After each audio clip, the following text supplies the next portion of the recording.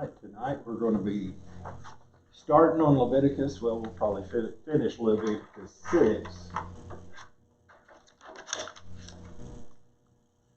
5, and we probably will go through 6 too. So get this on so you can hear me.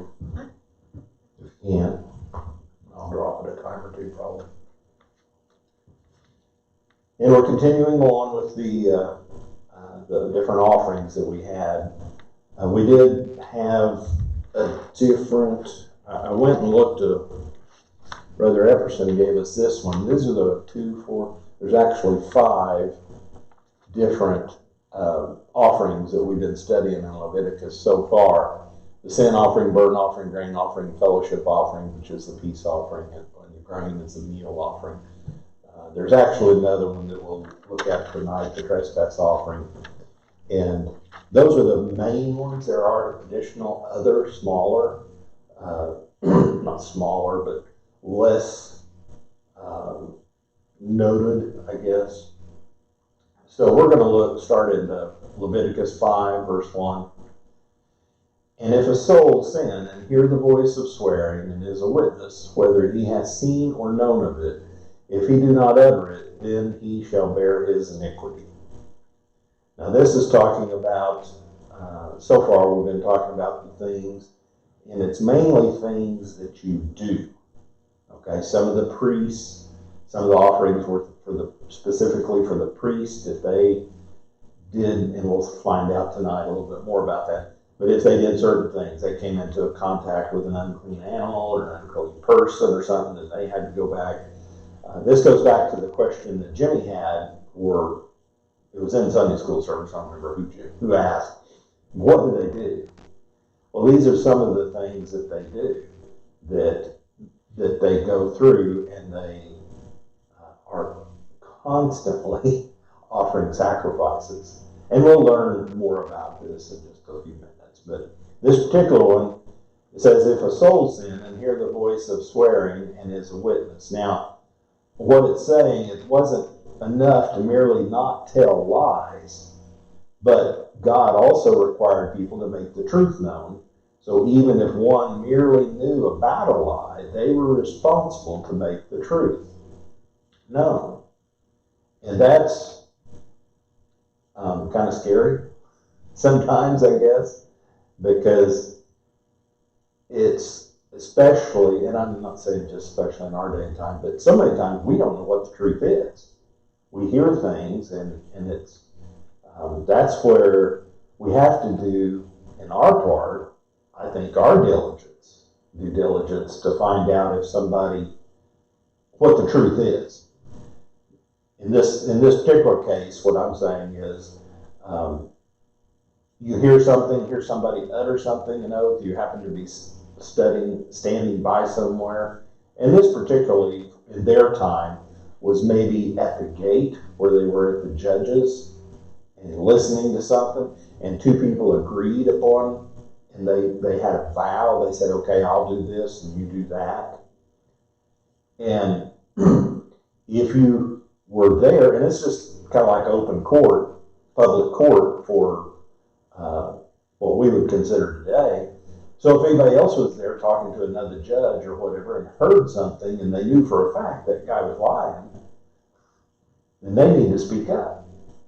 That's what it is. They need to tell the truth. Sometimes we think or we hear it today, sticking our nose in other people's business. But we have to take responsibility if we know something is not true. Well, isn't that kind of like what we have just been going through Mm-hmm. here, this cycle of political, exactly. elections, and they say one thing, but it's up to us to know, It is. or to try to know. Mm-hmm. What was that? Were they kind of like telling a little white lie? Mm-hmm.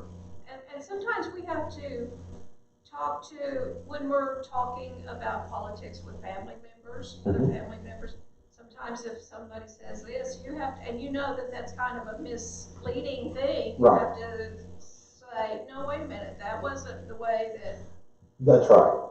I mean, there's so many things that in today's society they spin it to their direction.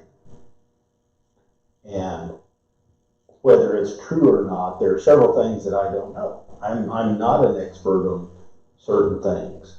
And so it takes time. You have to go back and look and research the history and kind of see what has happened. It takes a little time. And that, I think, is part of the agenda of some of the political people. They know people aren't going to do that. Absolutely. They hear, the last thing they hear, they think is what they'll believe. So if you're the last commercial before they hear it, that's the way they believe it is. Or if they repeat it so many times, it's got to be true. Yeah.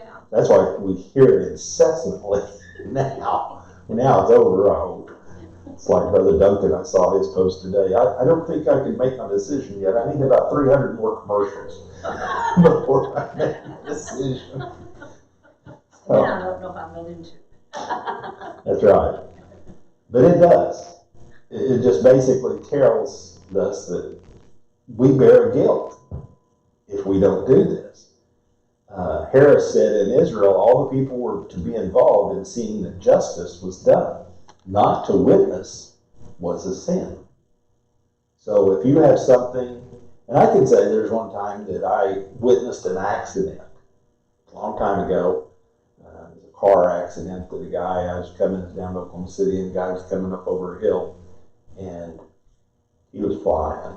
That's all. I don't know how fast he's going, but he was flying and he was in, there's 2 lanes going each way, and he was in the side next to the houses and stuff, and he popped out around this car. Well, the light turned, and this guy pulled out in a little Toyota, and that guy just broadsided him and took him on out, and about got me. He come around, and the cars both were wheeling in this direction, and I jerked that way to get out of the way. And at the time, I told him, well, I was the witness, I could help you with that. Well, it come time to go to court, and they called me. And at a particular time, I don't know why I didn't go through with it, but I didn't, and I should have. It's one of the things that, it's just telling the truth. And the guy, whether I felt sorry for him or whatever, I don't know. He still took an individual's life. Ultimately, the guy died right there in front of me. We ran in there and tried to cut his seatbelt to try to get him out and all that stuff. And couldn't get his door open. He was sitting in the driver's side, but the driver's side was in the passenger side. The car hit that hard. And just terrible, and I feel sorry now that I didn't, because I could have helped somebody reach justice. That family, I didn't. The guy, I don't know what happened to him. I don't know what else, went on. But that's one of the things one of my regrets that I have in my life, that I don't know why I didn't, but at a particular time, I just didn't want to get involved with it. Immature is when I was young. So, but that still doesn't make a cause for it. So, okay, Leviticus 5, 2, and 3. You guys have the handout? Do you want the handout? It's back there. I can get it for you. It's right there by the computers. There's chapter 5 and 6. Sister Bertha, you going to read 2 and 3 for us? Or if a soul touch any unclean thing, whether it be a carcass of an unclean beast, or a carcass of an unclean cattle, or a carcass of an unclean creeping thing, and it be hidden from him, he also shall be unclean and guilty. Or if he touches the uncleanness of a man, whosoever uncleanness it be, that a man shall be defiled withal, and it be hid from him when he knoweth of it, then he shall be guilty. They were really adamant on the clean and unclean, as far as the animals and as far as people, persons, things like that. The animals, we know, The clean was the cows and the goats. The pigs was the unclean. The raptors, any bird that ate garbage, vulture, things like that, eagles, those were unclean. The bottom dwellers on the fish were unclean. The scales, if they had scales, you could eat it. It was clean. If it didn't have scales, no catfish, sorry. It's one of those things. But that's what it was. That was some of the clean and unclean. And if they come in contact with that, with one of those animals, they were ceremonially unclean. And before they could do anything, they had to offer a sacrifice for this. Okay? That's one of the, and it's, here again comes under the title of the trespass offering, something that they did, even if they didn't know that they did it. Sometimes they may have known of it later on. Say somebody, you bought an animal from a friend that butchered it, and he butchered it at the same time as a hog. You bought a cow and a hog, and you bought it from somebody else. It would happen now, but I mean, back then. But if they did that and those got mixed and you got some of their meat, you'd be unclean. But when you find out, you're still unclean because it happened. It's a sin. But until you find out, you can't do anything about it. When you find out, then you're supposed to do something about it. And more of that comes into play in some of these others here a little bit. And it also comes about as a man, a person. Okay, I'll say it that way. Dead body, they became unclean.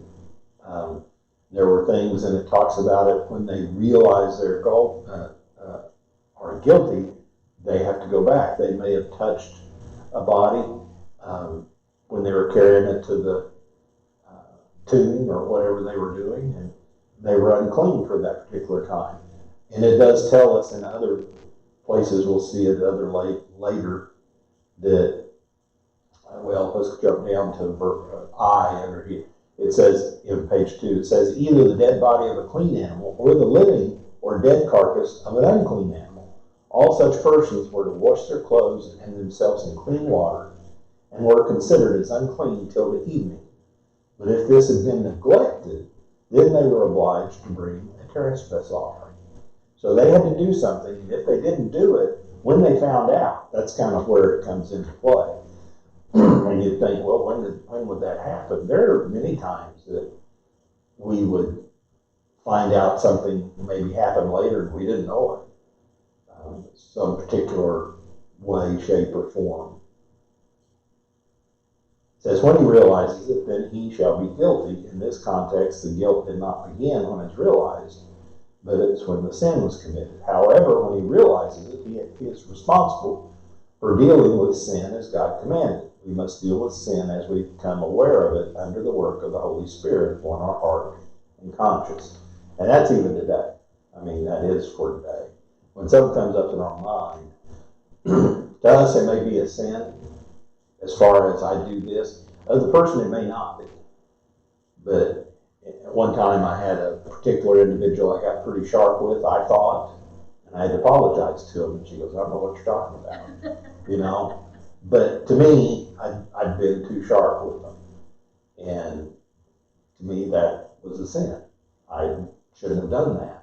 But they didn't really recognize it. So I'm like, okay, I've done what I need to do. It's one of those things. There's Connie, verse 4. Can you read that for us? There at the bottom of page 2. Yeah. Or if a soul swear, denouncing with his lips to do evil, or to do good, whatsoever it be that a man shall pronounce with an oath, and it be hid from him, when he knoweth of it, then he shall be guilty in one of these. Okay. Kind of brings out the story of and I didn't look it up, where the guy had several daughters, and one of the daughters came out. It's for something. I should have reviewed this story. But his daughter came out and broke the covenant, whatever he had said he wasn't going to do. Oh, she was going to eat, or she was going to do something. I can't remember the story in the Bible. But what he said he'd do is they would kill him. We don't know if that happened because, so we see here, some of the things are, you can pay a restitution for it and not have to carry it out, but you have to realize that you did something wrong. And I'll have to look that up. I was a little younger, I could remember that story a lot easier, but I can't right now. Had he been somewhere, the man? Yeah, he'd been gone from his household. And he said, whenever the first thing I see when I come home, I'll I'll sacrifice sacrifice. to you. Yeah. It was his daughter that Yeah. came out. Yeah, battery just went out. I guess she knew by the look on his face that he had, Something's wrong. yeah. So we don't know exactly what happened on that. It's not told to us in the Bible. It's left up to be that he did carry it out. But She said, let me go with my friends. yeah, for a particular period of time, and then I'll be ready. But here again, I can't say God would allow that. It's kind of like Abraham and Isaac in the slaughtering of the son. So, excuse me. But it's very serious. Whenever we take a vow or take something, we need to carry through with it. As far as not vow a vow is the best way to do it, or if you do, then to carry out what you said. Some of the common vows that they said that are broken that sometimes Christians take are listed on the next page. Spend more time in prayer, make more intercession for others, more devotional reading, practice more intense Bible study, to be more of a personal witness, to be more faithful in tithing, to live as better examples to others, to have patience with the children, to be pure in sexual matters. Now, I'm going to say this doesn't come under the heading of New Year's resolutions. Well, I mean, if you are promising somebody that, that's the difference. that's the difference. It's a Yeah. vow. You can always want to be better Yeah, about we things, always ought to want to be better. but as long as you don't go so far as to say, If I don't do this, I'll die, or whatever, something crazy. Yes, that's where you're putting a vow into place, something that you can't follow up with.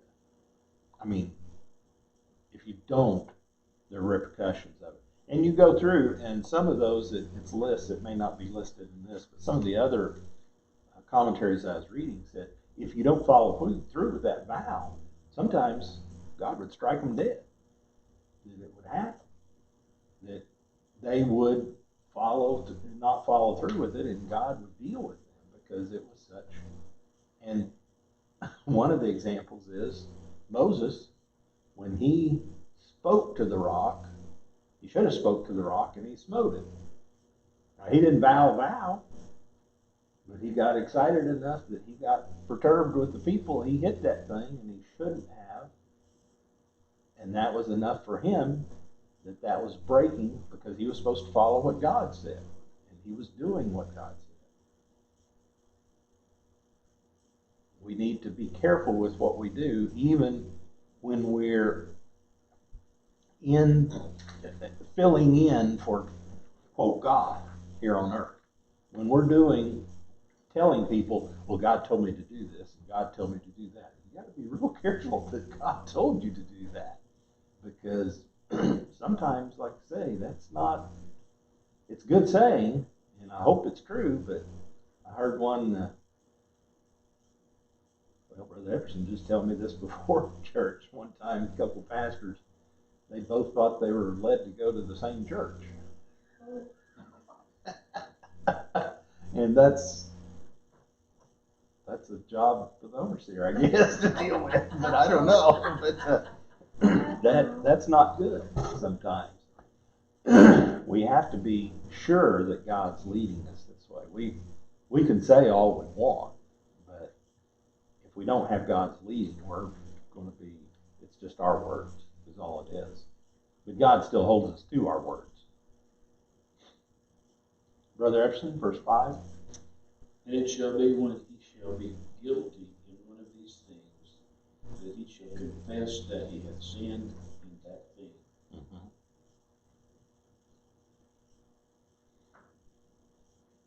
That's basically back to when he realizes that, oh, I did do that.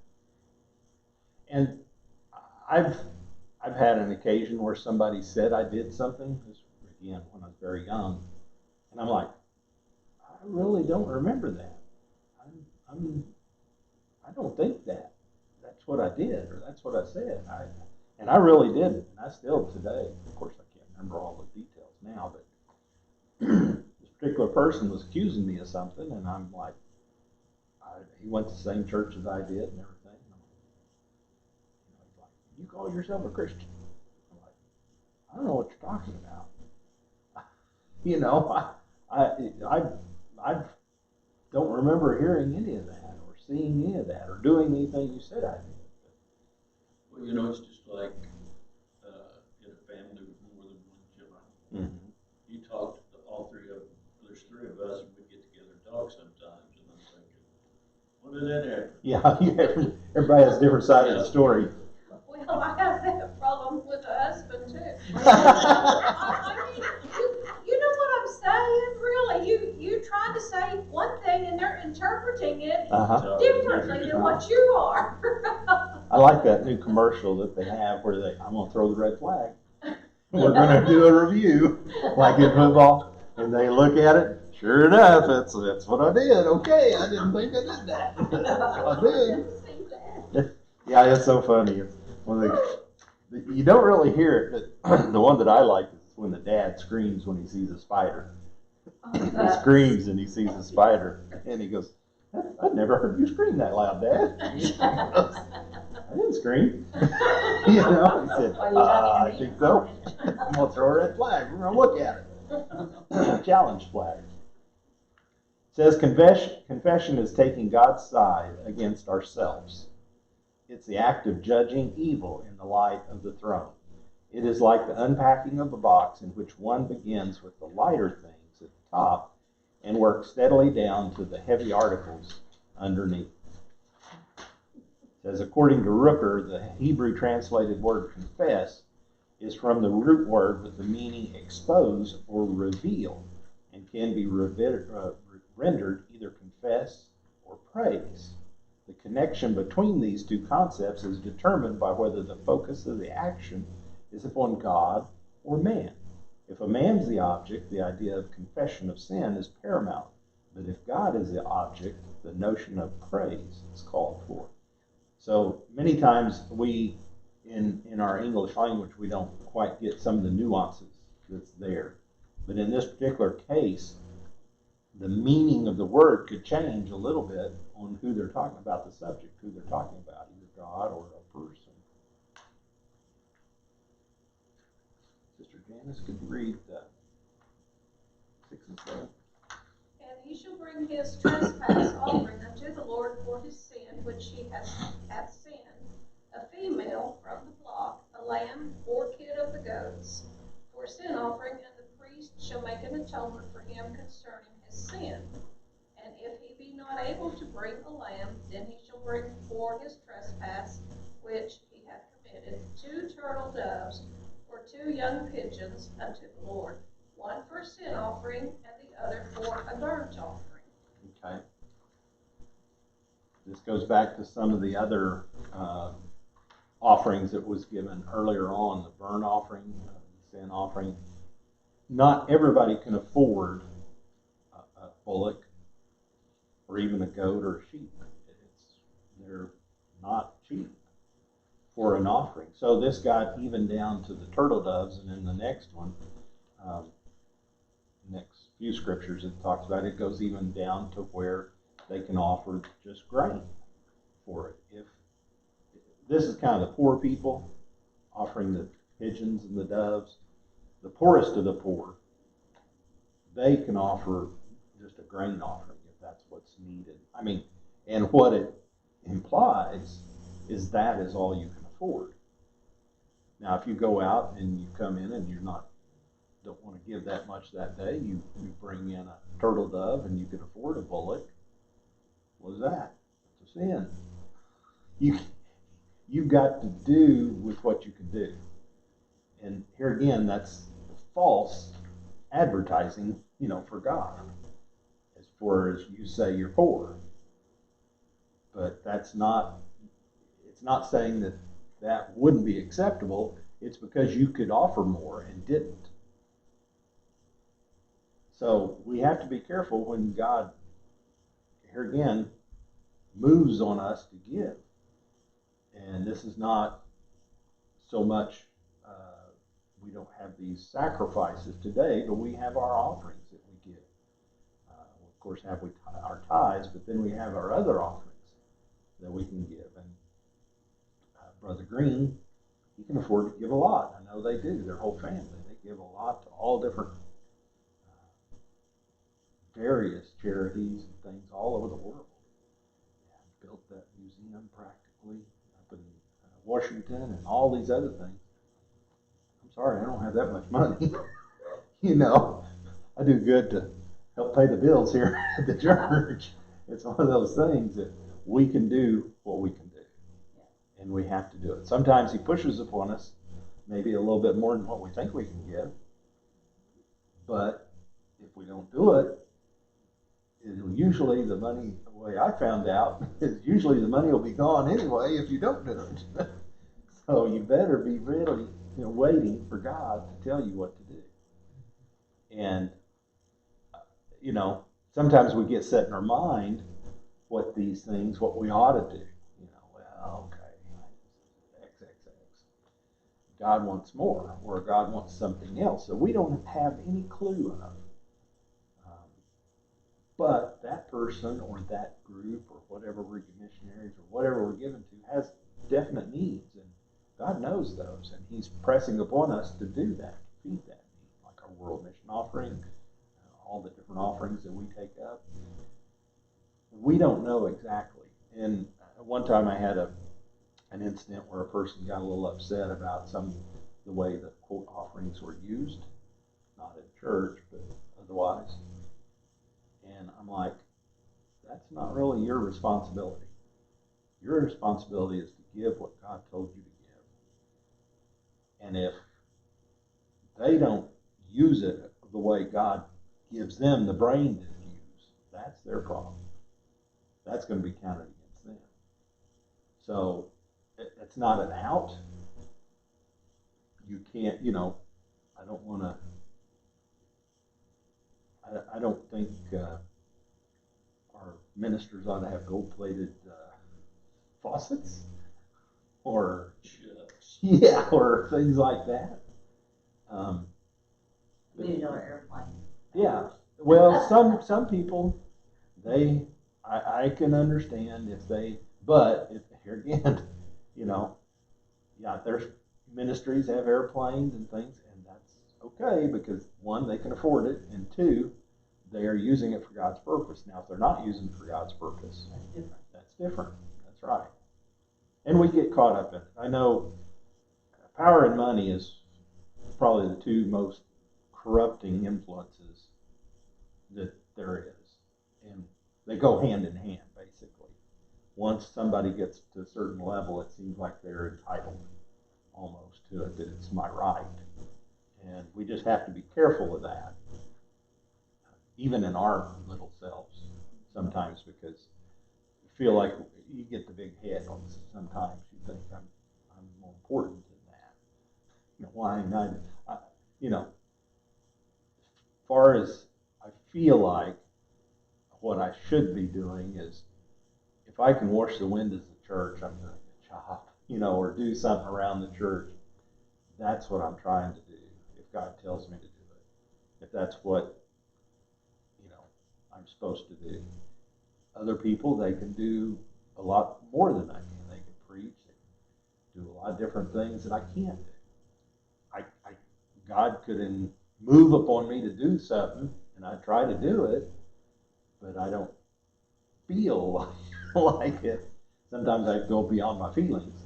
But so we just have to look at what we're doing and make sure we're okay with God on it. Because sometimes we get a little big-headed on things that we think, well, I'm too important for that. I don't need to be taking out the trash or cleaning up or doing anything like that. I ought to be out there taking care of things, you know, willing and dealing. Am I talking crazy? Now, No. Verse 8 through 10. And he said, and he shall bring them unto the priest. I didn't miss anybody, did I? Okay. And he shall bring them unto the priest, who shall offer that which is for the sin offering first.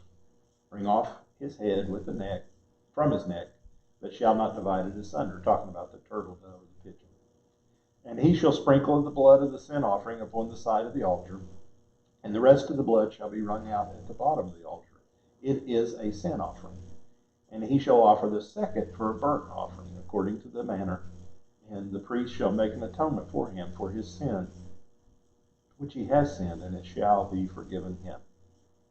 So this particular case, when they bring two, it's that's why they're asking for two, because an offering, each one of these that come up in the Sunday school class, they did ask, well, when do they just bring an offering once a year? Do they just bring, you know, when do they bring an offering? Well, we kind of covered some of that. When you know that you've sinned, you need to bring an offering. And there's 3 times a year when they're required to go to Jerusalem for the Passovers, for the feasts that they have. But there are other times they can go any time that they want,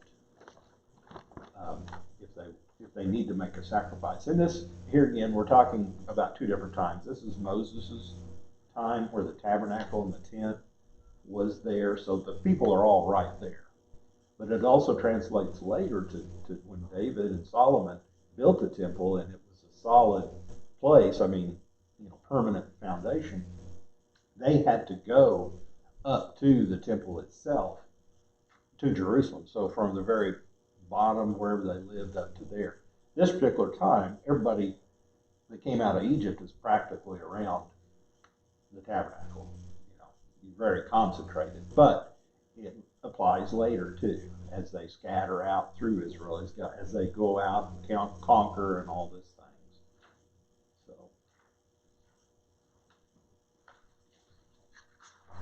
verse 11 through 13. But if he be not able to bring 2 turtle doves or 2 young pigeons, then he that sinned shall bring for his offering the 10th part of an ephah of flour, fine flour, for a sin offering.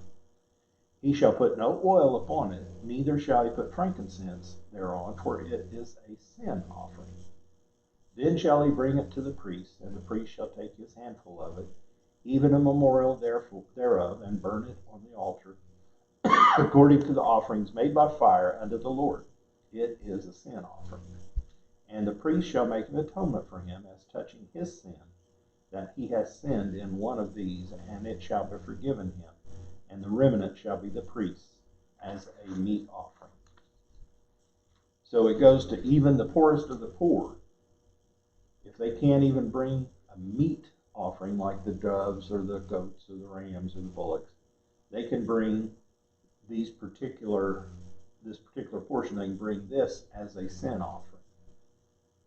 Okay? It's a trespass offering, or what they call a sin offering. It's to make up.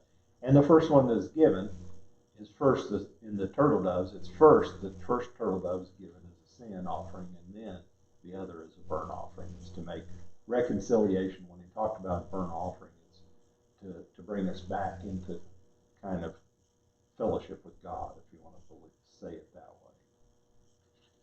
Now this is a little different from the grain offering that was given earlier, because in that offering it did say that they could have they did need the frankincense and the oil on it. Okay? But this particular one is not. This is just because frankincense is expensive and oil sometimes was expensive back then. So the poorest of the poor, all they could give was just the grain offering, the meal that they had, whether it be corn or wheat or whatever. That would suffice as their offering.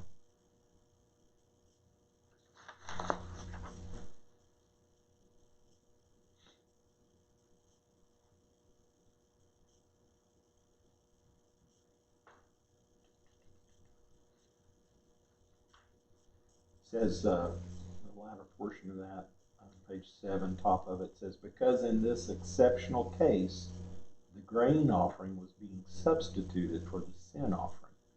Those elements would not be associated with joy or omitted. So the frankincense and the oil is associated with a joyful, like I said, communion with God. You're coming back to God. As a trespass offering, you're trying to reestablish that, or you're trying to cover your sin with that. In 14 through 16, and the Lord spoke unto Moses, saying, if a soul commit a trespass and sin through ignorance, oh my goodness, in the holy things of the Lord, then he shall bring for his trespass unto the Lord a ram without blemish out of the flocks, with thy estimation by shekels of silver, after the shekel of the sanctuary for a trespass offering. And he shall make amends for the harm that he hath done in the holy thing, and shall add the fifth part thereto, and give it unto the priest. And the priest shall make an atonement for him with the ram of the trespass offering, and it shall be forgiven him. It's this particular guilt offering is the same procedure that was used in the sin offering, except the guilt offering was used when someone had sinned in regard to the holy things. Okay, something about the temple or taking care of the holy things. It says this spoke of some type of desecration of the tabernacle or its associated items. Back then they were still having problems, and they had problems all during the time of mimicking the sacrifices of the nations around them. And if they happened to make their own little altar, or had to, incense altar, or whatever they did, that was what this particular one is kind of talking about, through ignorance, because they did it. What God set aside, and as we'll learn as we continue through Leviticus, all these different things that he's putting into place is very specific on what he has done for it. And the very specific rules and several things that they have to do as they go through it. Before they even come up to the offering, the priests themselves have to go and cleanse themselves. But before that, even, they have to put on their holy garments before that. And we'll see that here in just a little bit as we get into chapter 6.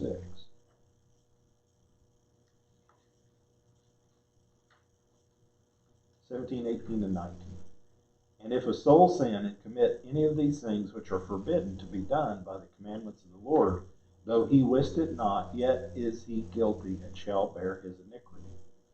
And he shall bring a ram without blemish out of the flock, with thy estimation, for a trespass offering unto the priest. And the priest shall make an atonement for him concerning his ignorance, wherein he erred and wist it not, and it shall be forgiven him. If it is a trespass offering, he has certainly trespassed against the Lord. What is, we talked about this earlier, what is sin? It's a transgression of God's law. And that's what this sin says, that the sins of ignorance they do differ from sins done with knowledge in the degree of guilt. Jesus said in Luke, and that servant who knew his master's will and did not prepare himself or do according to his will shall be beaten with many stripes. But he who did not know, yet committed things deserving of stripes, shall be beaten, but with few. They're still going to feel the touch of the whip or rod, but if they didn't know it, and so many times we get people today that they say, well, I didn't know that. I wasn't aware of that. They don't stand up too much, and when a cop pulls you over or whatever. I didn't know that was a work zone. Well, there's signs everywhere. I'm sorry. You should know that. You're still going to bear the consequences of what it is, whatever trespass that you commit. It's like sometimes when you're driving, even in a parking lot, you see people flying through a parking lot. And you think, don't you remember when you took your driver's test? If you hit somebody in a parking lot, you are at fault. Yeah. And ignorance is no excuse when it comes to when the law And even today, I know there's a lot of laws out there. We could probably be breaking them and not know it, because I didn't a know. lot of them are silly. But Did you know you cannot pass or drive or turn into a bicycle lane? yeah, you're not supposed to. A lot of people, you see a lot of people doing that. Mm-hmm. I did it, and I got $200 fine for it. Yeah, yeah. Now, even my insurance agent's assistant said she didn't know either. Yeah, yeah. That it was against the law. Yeah. All I did was turn the corner into the bicycle lane to go into the Right. normal lane. Right. Yeah, I know. I got $200 fine for that. You could have just given me one. He said, that sign says bicycle lane. I wanted to say, and I didn't say it, I wanted to say, can we say bicycle lane only? Yeah, really. See? And I've seen a lot of people, do all that. I didn't know it was wrong.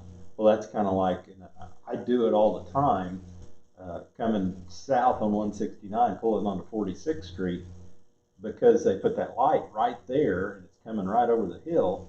When I pull out, even though I'm looking that way, I pull into the shoulder zone. Because if somebody is coming, and sometimes they are, and sometimes they're in that lane and they switch over real quick, they would hit you. I don't think that's illegal, but I think they should have made that turning lane a lot, made it with the stripe that you could do that and then kind of merge in there. But there's a lot of things that there are so many, and as you go to different states have different laws too. My thing is, when you're merging or when somebody's coming onto an interstate or a highway like that, it seems like everybody's from Texas now, because they want to come, they think you've got to get over. And it's like, we're not in Texas. That sign says merge. Merge means you don't merge into me. You merge behind me or ahead of me. So, but that's just one of those things that we do, I guess.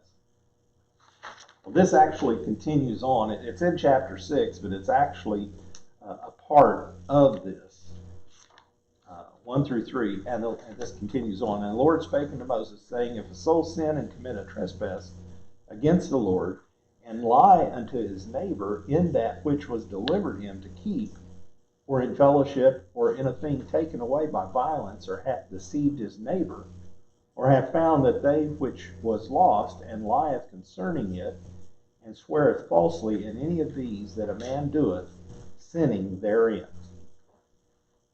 So, yeah, we had two different ones there.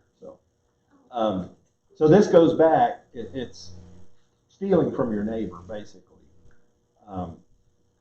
If they deliver something, one of the things too, I noticed that we have to be careful about. Back then, it wasn't quite as odious as today, or it's more odious than it is today. If you borrow somebody's tool, hammer, or shovel or something, and you forget to take it back, if you need it for a couple days and then forget to take it back, it's one of those things. Hopefully you do. You should do. But back then, they had, they couldn't go down to Ace Hardware and buy them a new shovel or a new hammer or anything like that. And tools were very costly. They cost a lot. They took a long time to make, all that. So if you didn't deliver somebody back their tool, that's something really severe. And there was laws against that too. We see that in some of the Old Testament. So here again, it goes back to even swear falsely about it. Anything a person commits and trespasses against the Lord. It says, we note that it says against the Lord. These were obviously sins against other people, but they were also sins against God and had to be dealt with as such. People may steal through simple robbery, or may use deception to take what does not belong to them. lying to a neighbor about what was delivered to him for safekeeping, or about a pledge. There are many ways to steal, but all of them are sins. And today there's a lot of people that try to find out, just like stealing the catalytic converters, things like that.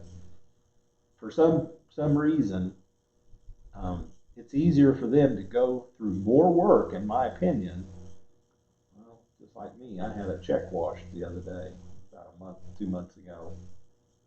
Put it in the mailbox, and they cut the back of the mailbox out and got all the letters and washed several of the checks.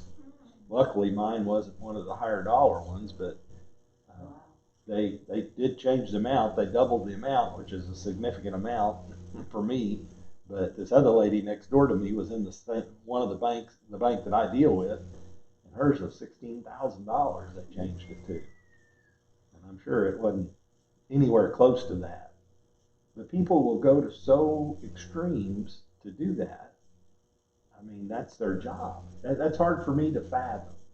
That And you people wonder how would. they can live with themselves. I know it. They have no. They don't have conscience. They don't have any conscience. No, it's been seared asunder. These people that fleece old people, Yeah. older people, Yeah. especially sometimes, a lot of times, like older women, that live alone, and somebody come by and promise them this and that. Yeah. Next thing you know, I'm real careful about that. Yeah, it's one of those things that we have to. It's just amazing to me how many people can get caught, just like that ring that they caught, the catalytic converter ring. It was all across it sounded like the United States here, but the guy was located here. That was kind of the ringleader, supposedly, of it. And if I understood it right, he made millions of dollars on it. They have found a huge amount of money. Yeah. Police found a huge amount. So it's one of those things we need to, I don't think we have so much to worry about that, but we do have to worry, as far as our soul, about things that we can control, as far as we want to try to make good on everything that we say.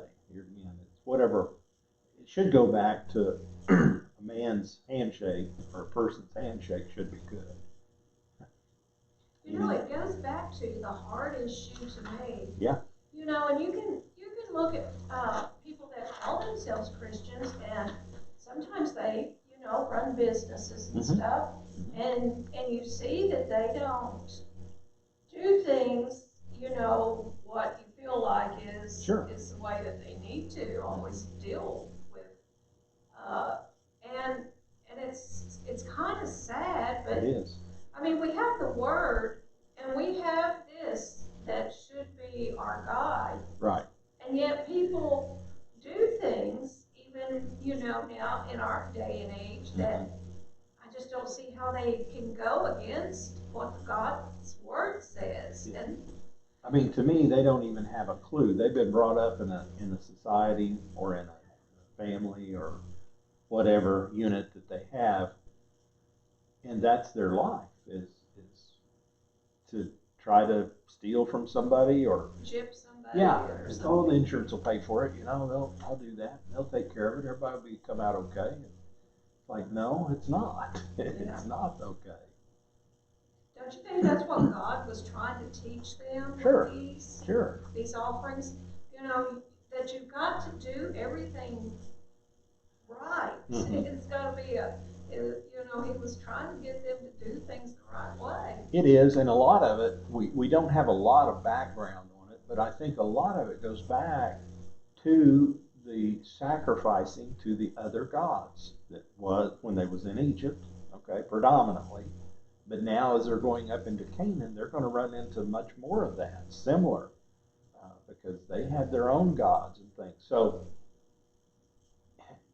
I don't want to say it was trying to give them what they wanted, but it's trying to make them realize who God was. That's what he was trying to get their attention, that, hey, I'm the only God.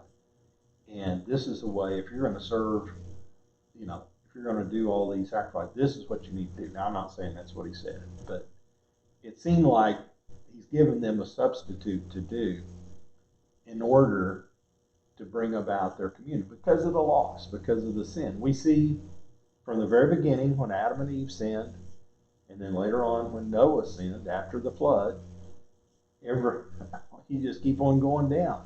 Every one of the generations, they had problems, they had sins, they didn't have, they needed some guidance, they needed some rules, some Well, if you boundaries. look at from one standpoint, okay, we don't exactly, but somewhere in the beginning there, you know, when Abel offered up a sacrifice, okay, somewhere along the line, that's where sacrifice started. Right.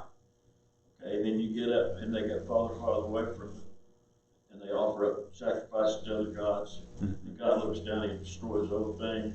So what he starts all over again. Right. One of the things they do is offer up sacrifice. Right. And so what it is, these sacrifices, like you said, these different religions and different people, well, you know, they sacrifice to God, well, we'll sacrifice to so and so here. Yeah. And So it's giving, I guess, them an opportunity, but it's different, so different in some of the things that they do and don't do. They couldn't use the blood as far as they could use it in the ceremony, drinking it or anything. They had to, you know, anoint the things because here again, the life is in the blood, and that's where he was trying to teach them. Where on the pagan side, they were like, well, the gods are bloodthirsty and they want that blood. They'd make their sacrifices and the blood would just go everywhere, and they'd make human sacrifices and everything else. So, but well, you know, a lot of even today, you hear people being so stupid, like, but they drink the blood, they misuse the blood. People today sometimes drink their whole urine. And, you know, I mean, God was teaching cleanliness. Right. Physically then, it was physical cleanliness and right. representing, but it was representing an inner cleanliness that we don't do that we don't, you know, do such things. And I'm, like I said, every time when we're studying this, I like to bring about the case. I'm sure glad we don't have to worry about that now. Amen. We have one sacrifice that we make, and it's ourselves. So, verse 4 through 6. Then it shall be, because he hath sinned and is guilty, that he shall restore that which he hath took away violently, or the thing which he hath deceitfully gotten, or that which was delivered him to keep, or the lost thing which he found, or all that was about which he hath sworn falsely. He shall even restore it in the principal, and shall add the fifth part thereto, and give it unto him to whom it appertaineth, in the day of the trespass offering. And he shall bring his trespass offering unto the Lord, a ram without blemish, out of the flock, with the estimation for a trespass offering unto the priest. So, in order to do that, they had to also make not just this offering, this trespass offering, but they had to make restitution. Meaning, whatever the ram cost, they had to give another 20%, a fifth of it.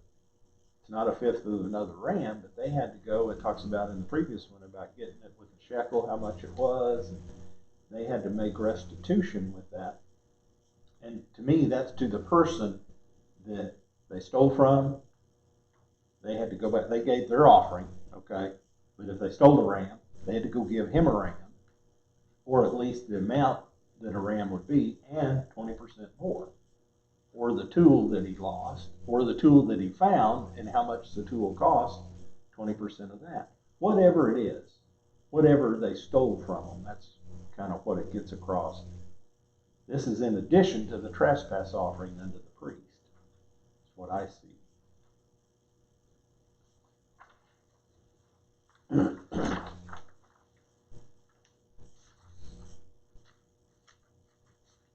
Says at the top of page 3 of chapter 6, in the New Testament, Ephesians 4:28 expresses another aspect of restitution when the thief repents of being a taker and becomes a giver. Let him who stole steal no longer, but but rather let him labor, working with his hands what is good, that he may have something to give him who has need. We can also go back to the story of Zacchaeus. When Jesus met him in the tree. You know, one thing I think is we haven't seen it when we was watching The Chosen, and I don't think they'll have Zacchaeus in there because they already got a tax collector, Matthew. But Zacchaeus, he restored fourfold what he took from the people. I don't know if Matthew ever did that or not. That's just curious to me. But anyway, we see that was part of it, that they had to make restitution on part of it, that it's kind of for their benefit, the person that you stole from or whoever it was. So, do you have a question on something, Janet? No. No? Okay. Verse 7, and the priest shall make an atonement for him before the Lord, and it shall be forgiven him for anything of all that he hath done in the trespass offering therein.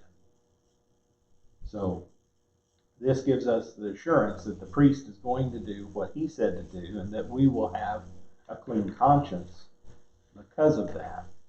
We can also see this in 1 John 1 and 9, where it tells us if we confess our sins, he is faithful and just to forgive our sins and to cleanse us from all unrighteousness. Now that doesn't give us, as Paul tells us, license to sin. Because we know he will forgive us, doesn't give us a license to go out and sin, so we can get forgiveness. It's that when we sin, we do have that advocate with the Father. And then the next part kind of starts a new, what they would consider a new chapter. It's talking about the instructions for the priests. Verse 8 says, and the Lord spake unto Moses, saying, command Aaron and his sons, saying, this is the law of the burnt offering. It is the burnt offering because of the burning upon the altar, all night unto the morning. And the fire of the altar shall be burning in it. And the priest shall put on his linen garment, and his linen breeches shall he put on upon his flesh, and take up the ashes which the fire hath consumed with the burnt offering on the altar, and he shall put them beside the altar. And he shall put off his garments, and put on other garments, and carry forth the ashes without the camp unto a clean place. And the altar, and the fire upon the altar shall be burning in it. It shall not be put out, and the priest shall burn wood on it every morning, and lay the burnt offering in order upon it, and he shall burn thereon the fat of the peace offerings. The fire shall ever be burning upon the altar, it shall never go out. So, there again, that answers Jimmy's question. It's a 24-hour job for the priests. They offer that, and it goes into, and I'm not going to read it, you can read down and through here some of it. They would, we think of the burning as a big fire. They said, no, they didn't build a real big fire. They built a hot fire. But a hot fire doesn't have to be a big, you know. The heat isn't cold. That's right. The heat's the coals. So they would keep that, and it was kind of like a slow cooker, if you want to say that. It burned all night. When it started to get down a little bit, they'd put more of the fat offering on, or more of the meat offering, whatever is needed. And they were to keep that going all the time. Now, this is all told to Moses, as we said before any of this starts. Okay, hadn't started it yet. You know, when the offering started, when all this started, I mean, the tabernacles ascended. We talked about that in Exodus. And, then Leviticus is kind of a review of all what was supposed to be done, the rules. The first part of Exodus was giving the rules about the tabernacle itself. But when this first started, the burnt offering, they built upon it, God sent the fire down and lit that offering. They didn't do it. That's why it was to never go out. They had to keep that fire burning constantly. So they'd add wood to it. They would take the ashes that came out of it, put it out to the side to let it cool down a little bit. Then they had to take off their priestly robes, okay, and go put on their Levitical robes or common day robes and gather up the ashes and take it outside of the camp and put it in a special place. That way it's still known that that was an offering unto the Lord, and that's special. That is still special to them. Nobody else, they couldn't dump stuff over there. It was specifically for a certain purpose. Now, later on, as they get into the temple, I'm not sure where they dumped the ashes and where all that was put.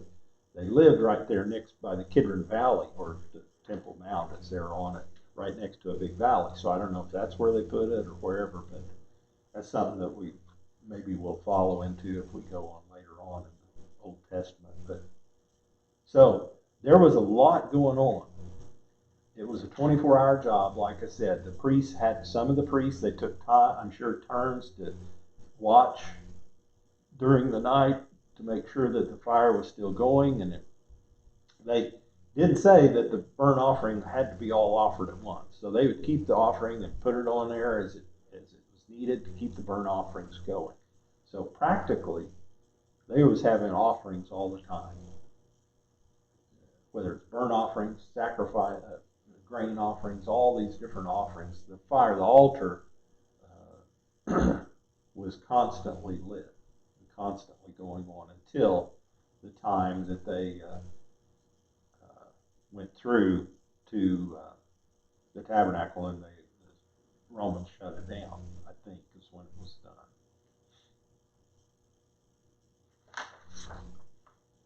Okay, and there's a lot of reading in there if you want to read it. 14 through 18, and this is the law of the meat offering. The sons of Aaron shall offer it before the Lord, before the altar, and he shall take of it his handful of the flour of the meat offering, or the grain offering, and of the oil thereof, and all the frankincense which is upon the meat offering, and it shall burn it upon the altar for a sweet savor, even the memorial of it unto the Lord. And the remainder thereof shall Aaron and his sons eat. With unleavened bread shall it be eaten in the holy place, in the court of the tabernacle of the congregation. They shall eat it. It shall not be baken with leaven. I have given it unto them for their portion of my offerings made by fire. It is most holy, as is the sin offering and the trespass offering. All the males among the children of Israel, of Aaron, shall eat of it. It shall be a statute forever in your generations, concerning the offerings of the Lord made by fire. Everyone that touches them shall be holy.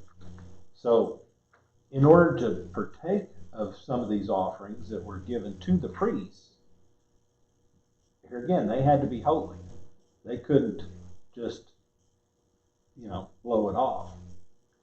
And there are particular offerings that, in this particular case, it was only the men children would eat. The children could eat, the males. Later on, we see that even the priest's family, some of the women of the priest's family could eat too. But those are different offerings, okay? We'll run into that a little bit later. Never worked. Well, you got to understand too, there wasn't any women priests. But the men priests had to do the baking in there. They had to bake the showbread, and they had to do all this stuff, like we talked about before. Yeah, it would be a tough sell. We're running a little behind. I'm going to go ahead and read the rest, 19 through 30. And the Lord spake unto Moses, saying, This is the offering of Aaron and of his sons, which they shall offer unto the Lord in the day when he is anointed. The 10th part of an ephah of fine flour for a meal offering, a meat offering. Perpetual, half of it in the morning, half thereof at night. In a pan shall it be made with oil, and when it is baken, thou shalt bring it out, bring it in. And the baken pieces of the meat offering, the grain or the meal offering, shalt thou offer for a sweet savor unto the Lord. And the priest of his sons that is anointed in his stead shall offer it. It is a statute forever unto the Lord. It shall be wholly burned. For every meal offering or meat offering for the priest shall be wholly burnt. It shall not be eaten. So here again we go back and kind of reviewing some of this of the meal offering. this particular case, they don't get to partake of any of it. And it says baked, and we read last week, I think, where it can be fried, pan fried, or baked, or oven fried, I guess would be the other way. Leviticus 26:24-30. And the Lord spake unto Moses, saying, Speak unto Aaron and to his sons, saying, This is the law of sin offering. In the place where the burnt offering is killed shall the sin offering be killed. Before the Lord it is most holy. The priest shall offer it for sin, shall eat it. In the holy place shall it be eaten, in the court of the tabernacle of the congregation.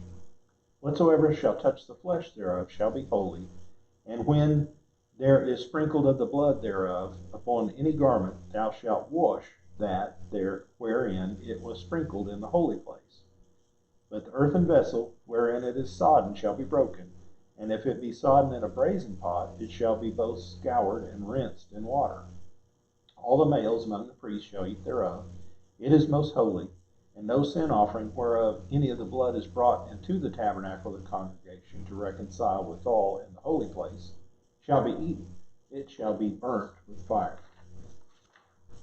So I thought that was interesting. We talked a few weeks ago about when it was sprinkled. And to me, one place I read, it was talking about the offering itself, but to me, where it says it was sprinkled in the holy place, that's where it's sprinkling on the veil and sprinkling on the garments that was there if they got blood on them. If the blood thereof upon any garment, thou shalt wash therein. So they are washing that. And if it's a clay pot that they washed it in, they had to break that pot. It was because clay absorbs things. They would wash the blood out of the garment and rinse it out, but they couldn't wash it out of the clay because it's inside it, so they'd break the pot. But if it was brass or some other vessel, you could, because the metal won't absorb the blood.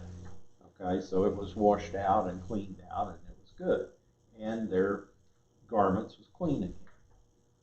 So I don't know here again that they took down the drapery and washed it, though. I don't think they did. Of the curtains that was before the veil that we talked about that. But it's still interesting to me that I hadn't read it. It's all males Uh-huh. of the priesthood. Uh-huh. Does that mean just the males and there were female priests? Yeah, I think so. I think it does. Because, yeah, I know. But I do think that. Because, and that's why the reason they don't really talk about it, and even the place where it says that it's the female children, doesn't say the wife or the women that I read. And it's not in here, it's in another commentary that I was reading about that. So, and that's, in my opinion, that's because the husband is the head over them, and they are the covering. They are supposed to, whenever they become a widow, that's why most likely they went ahead and married again, because they had to have somebody take care of them. Back then, they didn't have the standing that they do today. And that was just the way it is. I'm not saying it's right or wrong or different, but that's the way it was. The more I study this, the more I say, thank you, Jesus. Yes. Yeah. I mean, because we don't have to worry about all that stuff. We just go to that. I mean, like you said, we go to him, and he's all of these. He's the grain offering. He's the burnt offering. He's it all. I'm glad we don't have to store the grain and the meat and stuff here in the church and the wine and all that. You know, that would be pretty nasty. I resign as a judge. You know, they wore white robes. Uh-huh. But don't you know when they got through, there were more